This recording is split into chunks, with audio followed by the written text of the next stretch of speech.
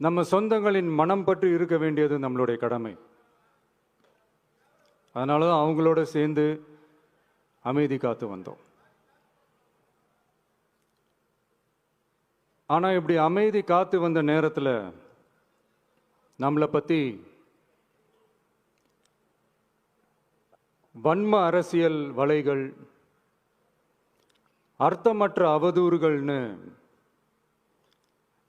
இந்த மாதிரி நிறையா விஷயங்கள் நம்மளை பற்றி பின்னப்பட்டன, பரப்பப்பட்டன. இது எல்லாமே சட்டம் மற்றும் சத்தியத்தின் துணை கொண்டு துடைத்து எறிய தான் போறோம்.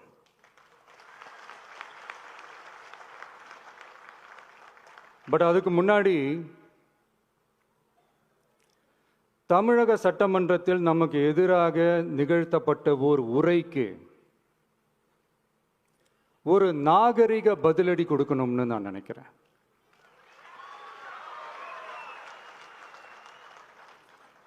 அரசியல் செய்ய விருப்பமில்லை, அரசியல் செய்ய விருப்பமில்லைன்னு அடிக்கடி சொல்ற முதல்வர் நம்மளை குறிப்பிட்டு பல்வேறு அவதூறுகளை பதிவு செய்வதன் வாயிலாக பெருந்தன்மையை பேரளவில் மட்டுமே பேசும் முதல்வர் 15/10/2025 அன்னைக்கு தமிழக சட்டமன்றத்தில் நமக்கு எதிராக பேசிய பேச்சில் எவ்வளவு வன்மத்தை கக்கியுள்ளார் என்பதையும்,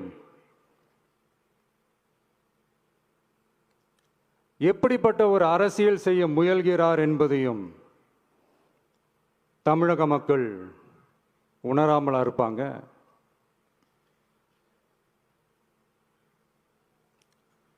இந்த கரூரோட சேர்ந்து 5-6 மாவட்டத்துக்கு இந்த மக்கள் சந்திப்பு நிகழ்ச்சிகள்லாம் நடத்தியிருக்கிறோம், போயிருக்கிறோம். அங்கெல்லாம் இந்த லாஸ்ட் மினிட் வரைக்கும் எங்களுக்கு அந்த இடம் கொடுப்பாங்களா மாட்டாங்களா, பெர்மிஷன் தருவாங்களா மாட்டாங்களா, இப்படியே இழுத்து அடிச்சுக்கிட்டு இருப்பாங்க. தான் நாகப்பட்டினத்தில் சொன்னது மாதிரி தான். நாங்கள் ஒரு இடம் செலக்ட் பண்ணி கேட்போம், மக்கள் நல்லா ஸ்பேஷியஸாக நின்று பார்க்குற மாதிரி. பட் அவங்க அதையெல்லாம் ரிஜெக்ட் பண்ணிவிட்டு மக்கள் நெருக்கடியோடு நின்று பார்க்குற மாதிரி ஒரு இடத்த செலக்ட் பண்ணி எங்களுக்கு கொடுப்பாங்க. இது டிஃபால்ட்டாக எல்லா இடத்துலையும் இந்த ஒரு ஆர்கியூமெண்ட் நடந்துட்டுருக்கோன்னு வைங்க.